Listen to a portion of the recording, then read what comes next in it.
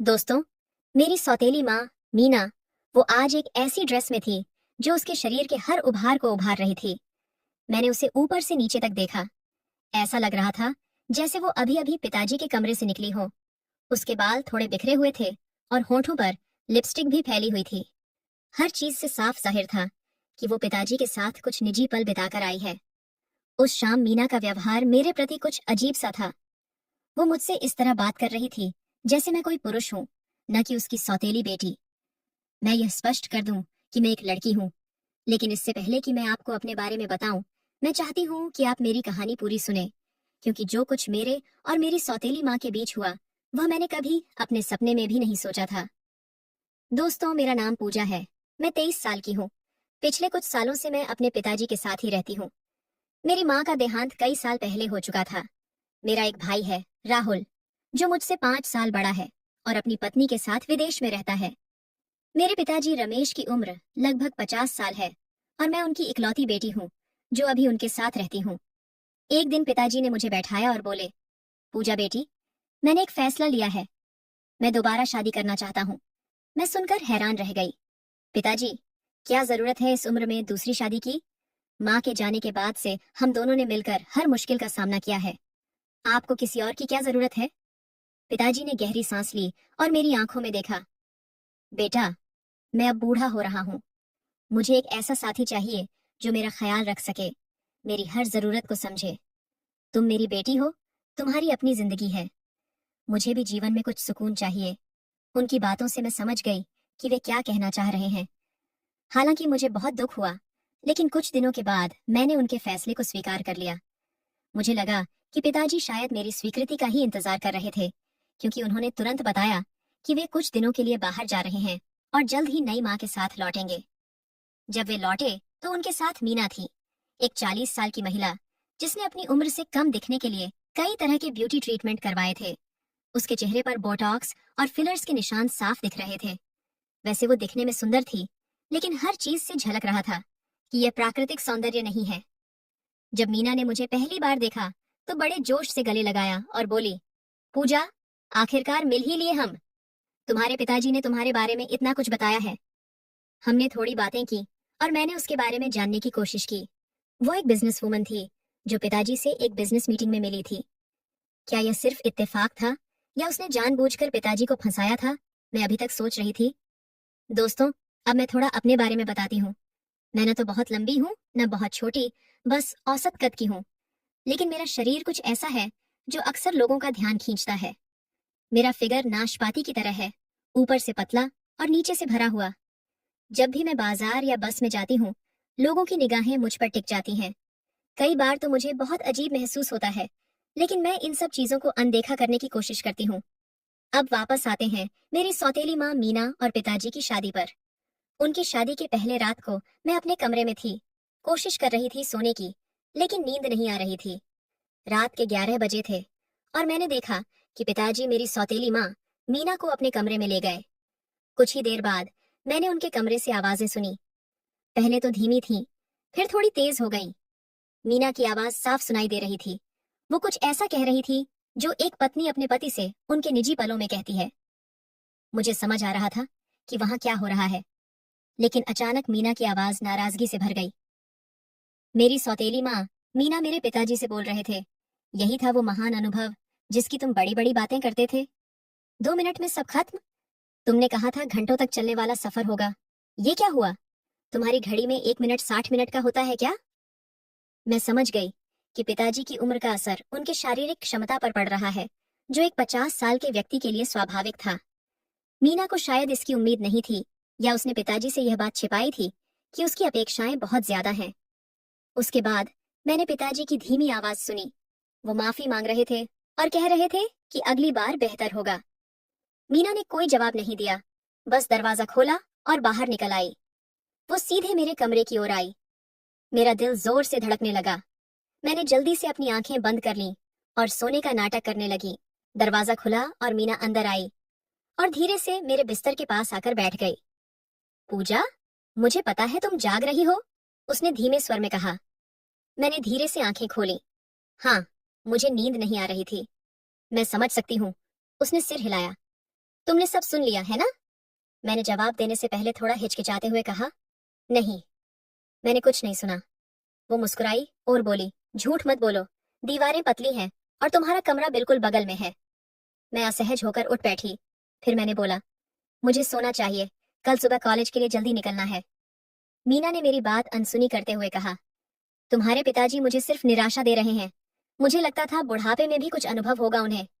पर वो रुकी, फिर मेरी तरफ देखा। तुम्हें कॉलेज जाना है ना? क्या पढ़ती हो? वहां तुम, मैंने छोटा सा जवाब दिया, फाइन आर्ट्स। मैं चाहती थी कि वह जल्दी यहाँ से चली जाए।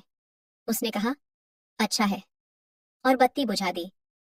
अगली सुबह मैं जल्दी उठी और तैयार होकर कॉलेज के लिए निकलने की कोशिश की, लेकिन हॉल में पहुंचते ही मीना ने मुझे रोक लिया। वह अभी भी रात वाले कपड़ों में थी, एक पतली नाइटी जो उसके शरीर के हर हिस्से को उजागर कर रही थी। फिर उसने मुस्कुराते हुए पूछा, इतनी जल्दी कहाँ जा रही हो? मैंने बिना उसकी तरफ देखे जवाब दिया, कॉलेज जा रही हूँ। वो सोफे पर बैठते हुए बोली, थोड़ी देर बैठो ना पूजा, हमें थोड़ा बात करना चाहिए। मैंने बोला, नहीं, मुझे देर हो रही है, बस 5 मिनट। उसने आग्रह किया, देखो, मुझे माफ कर दो अगर कल रात मैंने कुछ ज्यादा ही आवाजें निकाल दी थी, पर समझो मेरी हालत। मैंने सोचा था शादी के बाद जिंदगी बदल जाएगी, लेकिन आपके पिताजी से कुछ हो नहीं रहा है। मैंने कंधे उचकाए और बोली, ये आप दोनों के बीच की बात है, मुझे इसमें मत घसीटो। नहीं समझ रही हो तुम। मीना आगे बोली, हम दोनों औरतें हैं, एक दूसरे को समझ सकती हैं। मुझे अपनी सौतेली माँ के बजाय एक दोस्त समझो। मैंने हार मानते हुए कहा, ठीक है, क्या बात करनी है तुम्हें? मीना ने फिर से मुस्कुराया और पूछा, पूजा, क्या तुम किसी को पसंद करती हो? तुम्हारी लाइफ में कोई स्पेशल है? ये सवाल मुझे अजीब लगा। नहीं, पर तुम ऐसा क्यों पूछ रही हो? क्योंकि मेरी जिंदगी में भी कभी कोई ऐसा नहीं था जिससे मैं सच्चा प्यार कर सकूं। उसने गहरी सांस लेते हुए कहा, मैंने तुम्हारे पिताजी से सिर्फ इसलिए शादी की क्योंकि मुझे एक सहारा चाहिए था। पिछली शादी के बाद से मैं अकेली थी, चाहती थी कोई मेरा ध्यान रखे, मेरे खर्चे उठाए, मुझे वो सुख दे जिसकी मैं हकदार हूँ। मीना की आंखों में नमी आ गई, लेकिन मुझे नहीं पता था कि वो इतने कमजोर होंगे इस मामले में। वो अपना दिल खोलकर मुझसे बात करने लगी, अपने अकेलेपन के बारे में, अपनी पिछली शादी के बारे में जो टूट गई थी, अपने सपनों के बारे में जो अधूरे रह गए थे। धीरे धीरे मुझे लगने लगा कि शायद मैं उसके बारे में गलत थी। शायद वो सिर्फ पैसों के लिए पिताजी से शादी नहीं की थी। हम दोनों सोफे पर बैठे थे और अचानक उसने मुझे गले लगा लिया। मैं हैरान रह गई। अरे, ये क्या? मैंने पूछा, तुम तो बहुत संवेदनशील निकली। उसकी आंखों में उदासी साफ झलक रही थी और वो मेरे गले लगकर रोने लगी। मैंने उसे सांत्वना देते हुए कहा, शांत हो जाओ, सब ठीक हो जाएगा। तुम जानती हो, पिताजी की उम्र ज्यादा है, उनसे ज्यादा उम्मीद मत रखो। हाँ, मुझे पता है, उसने सिसकते हुए कहा, लेकिन मैं क्या करूं? मुझे इन चीजों की जरूरत है, और जैसा तुम देख रही हो, तुम्हारे पिताजी इन मामलों में कुछ खास नहीं कर पाते। फिर मैंने पूछा, तो अब तुम क्या करोगी? मीना ने मेरी तरफ देखा। उसकी आंखें अब भी नम थीं, लेकिन उनमें एक अजीब सी चमक आ गई थी।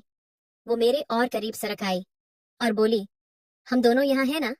उसने धीमे स्वर में कहा, हम ये सब अभी कर सकते हैं। क्या मतलब? मैंने अचकचाकर पूछा, तुम किस बारे में बात कर रही हो? वह मेरे बालों को छूने लगी, मेरे गले के पास सूंघने लगी। मैं जड़वत हो गई। ये क्या कर रही हो मीना? मैंने उसे धक्का देकर दूर करते हुए कहा, क्या हो गया है तुम्हें? सच कहूं पूजा, उसने मेरी आंखों में देखा, जब से मैंने तुम्हें देखा है, तुम मेरे दिमाग से निकल ही नहीं रही हो। तुम इतनी प्यारी और समझदार हो। वो और करीब आई, इतना करीब कि मैं उसकी सांसों की गर्माहट महसूस कर सकती थी। चलो ना, मेरे साथ रहो। जो कुछ भी होगा वो सिर्फ हम दोनों के बीच रहेगा। और मुझे पता है, तुम भी इन चीजों के बारे में जानती हो। तुम्हारे पिताजी ने मुझे बताया है कि उन्होंने कई बार तुम्हारे कमरे से कुछ खास आवाजें सुनी हैं। मैं सन्न रह गई। क्या? ये तुम क्या कह रही हो? पिताजी ने ऐसा कुछ नहीं कहा होगा। और वैसे भी यह मेरी निजी बात है, तुम्हें इससे कोई लेना देना नहीं। उसने मेरे हाथ पर अपना हाथ रखते हुए कहा, डरो मत पूजा, सब कुछ हमारे बीच ही रहेगा, सिर्फ मैं और तुम। मुझे अपनी दोस्त समझो और बाकी मैं संभाल लूंगी। फिर मैंने डरते हुए पूछा, तुम क्या करने वाली हो? वो हल्के से मुस्कुराई, उसके होठों पर एक रहस्यमय मुस्कान थी। तुम बस चुप रहो, मैं तुम्हें अभी बताती हूँ। अब देखो मैं क्या करती हूँ। उसने धीरे से मेरा हाथ पकड़ा और मुझे सोफे पर और करीब खींच लिया। उसकी आंखों में एक अजीब सी चमक थी जो मैंने पहले कभी नहीं देखी थी। उसने मेरे गालों को हल्के से छुआ और मेरे बालों को सहलाने लगी। उसकी उंगलियां मेरे चेहरे पर ऐसे फिसल रही थीं, जैसे वो हर पल को महसूस करना चाहती हो। मैं जमी हुई थी, न हिल पा रही थी, न कुछ कह पा रही थी। मेरा दिल जोर जोर से धड़क रहा था। मीना ने अपना चेहरा मेरे चेहरे के करीब लाया, इतना करीब कि मैं उसकी गर्म सांसें महसूस कर सकती थी। उसके बाल मेरे गालों को छू रहे थे और उसकी आंखें मेरी आंखों में गहराई से देख रही थीं, जैसे वो मेरी हर भावना को पढ़ना चाहती हो। पूजा, उसने फुसफुसाते हुए कहा, मैं जानती हूँ, तुम भी यही चाहती हो। मीना ने मेरे कान के पास फुसफुसाते हुए कहा, तुम्हारी खूबसूरती ने मुझे मोह लिया है। आज रात मैं तुम्हें वो एहसास दूंगी जो तुमने कभी जीवन में महसूस नहीं किया होगा। उसके शब्दों ने मेरे पूरे शरीर में एक अजीब सी सिहरन पैदा कर दी। मेरा दिल इतनी तेजी से धड़क रहा था कि मुझे लगा अभी सीने से बाहर निकल जाएगा। मैंने कभी नहीं सोचा था कि मेरी जिंदगी में एक महिला के साथ ऐसा कुछ हो सकता है। मीना ने अपने नरम हाथों से मेरे कंधों को सहलाना शुरू किया। फिर धीरे धीरे उसकी उंगलियां मेरी कमर तक फिसल गईं। उसका स्पर्श गर्म था, लेकिन रेशम जैसा मुलायम। मेरे शरीर में एक अजीब सा सुकून फैलने लगा। वह थोड़ा और करीब आई और मेरे माथे पर अपने नरम होंठ रखे। उसकी सांसें मेरे चेहरे को छू रही थीं, गर्म और मीठी। मैं अपने आप को रोक नहीं पा रही थी। कुछ अदृश्य ताकत मुझे उसकी ओर खींच रही थी। जब उसने अपने होंठ मेरी गर्दन पर रखे तो मेरे पूरे शरीर में बिजली सी दौड़ गई। मैं कांप उठी, लेकिन यह डर नहीं था। ये कुछ और था, कुछ नया, कुछ अनजाना। पूजा, वह मेरे कानों में फुसफुसाई, क्या तुम मुझ पर भरोसा करती हो? मैं कुछ बोल नहीं पाई, बस हल्के से सिर हिला दिया। मेरी आवाज जैसे गले में ही खो गई थी। मीना ने मेरे दोनों हाथ अपने हाथों में लिए और मुझे अपनी ओर खींच लिया। फिर उसने धीरे से मेरे कंधों से दुपट्टा सरका दिया और मेरी बाहों को सहलाने लगी। उसकी उंगलियां मेरी पीठ पर इस तरह घूम रही थीं, जैसे वह कोई सुरीली धुन बजा रही हो। मैंने आंखें बंद कर लीं और उस पल में खो गई। मीना ने मुझे अपनी बाहों में भर लिया और मेरे कानों में कहा, आज रात हम एक दूसरे के होंगे, जैसे दो पति पत्नी होते हैं। अब हम दोनों एक दूसरे में खो गए थे। वह रात हमारे लिए एक सपना थी, एक ऐसा सपना जिसे मैंने कभी देखा भी नहीं था। हम दोनों एक दूसरे में इस कदर खो गए थे, जैसे दुनिया में सिर्फ हम दो ही बचे हों। मीना ने मुझे ऐसा एहसास दिया जिसकी कल्पना भी मैंने नहीं की थी। लेकिन जैसे जैसे दिन बीतते गए, मेरे मन में एक अजीब सी बेचैनी पनपने लगी। क्या यह सही था जो हम कर रहे थे? मैं अपने आप से सवाल करने लगी। ये रिश्ता, ये नजदीकियां, क्या इनका कोई भविष्य था? एक शाम जब मीना मेरे कमरे में आई, मैंने हिम्मत जुटाई और उससे बात की। मीना, हमें यह सब बंद करना होगा, मैंने कहा, अपनी आंखों में आंसू रोकते हुए। यह ये सही नहीं है। मैं तुमसे बहुत लगाव महसूस करती हूँ, लेकिन यह रास्ता ठीक नहीं। मीना ने मेरे हाथ अपने हाथों में लिए और मेरी आंखों में देखा। उसकी आंखों में दर्द था, लेकिन समझ भी। पूजा, मैं तुम्हें कभी दुखी नहीं देखना चाहती, उसने धीरे से कहा। अगर तुम्हें ऐसा लगता है तो हम इसे यहीं खत्म कर देते हैं।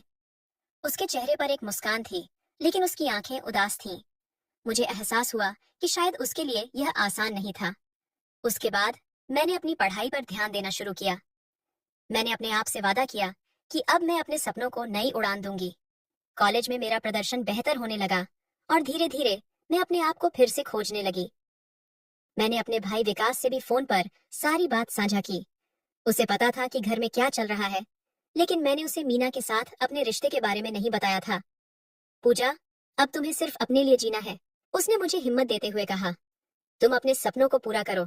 अगर तुम्हें लगता है कि घर का माहौल तुम्हारे लिए सही नहीं है, तो तुम यहाँ मेरे पास आ सकती हो।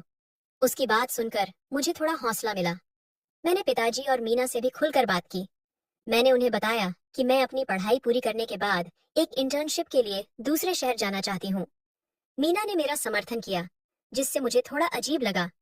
शायद वह भी चाहती थी कि मैं अपनी जिंदगी में आगे बढ़ूं। अब मैं अपने करियर पर ध्यान केंद्रित कर रही हूँ और एक नई शुरुआत करने की कोशिश कर रही हूँ। लेकिन कभी कभी जब रात गहरी होती है और सन्नाटा छा जाता है, मेरे दिमाग में वह रात फिर से जिंदा हो उठती है। वह रात जब मैं और मीना एक अलग ही दुनिया में खो गए थे। मैं अक्सर सोचती हूँ, क्या मैंने सही फैसला लिया था? क्या मैंने जो महसूस किया वह वास्तविक था या बस एक भ्रम? और क्या जिंदगी मुझे फिर कभी उस मोड़ पर लाएगी जहां मुझे अपनी भावनाओं और इच्छाओं के बीच चुनना होगा? अभी तो मैं अपनी जिंदगी की नई कहानी लिख रही हूँ, लेकिन पिछले पन्नों को पूरी तरह से मिटा पाना मुश्किल है। वो रातें, वो स्पर्श, वो एहसास, वो सब अब भी मेरी यादों का हिस्सा है। और शायद कहीं ना कहीं मीना के दिल में भी वो यादें जिंदा होंगी। हमारे रास्ते अलग हो गए हैं, लेकिन वो अनचाही नजदीकियां हमें हमेशा के लिए जोड़ गई हैं, एक ऐसे बंधन में जिसका नाम नहीं लेकिन अस्तित्व है। तो दोस्तों, आपको यह कहानी कैसी लगी? कृपया अपने विचार साझा करें। अगर आपको यह कहानी पसंद आई तो इसे लाइक और शेयर करें। ऐसी ही और कहानियों के लिए हमारे चैनल को सब्सक्राइब करें और बेल आइकन दबाना न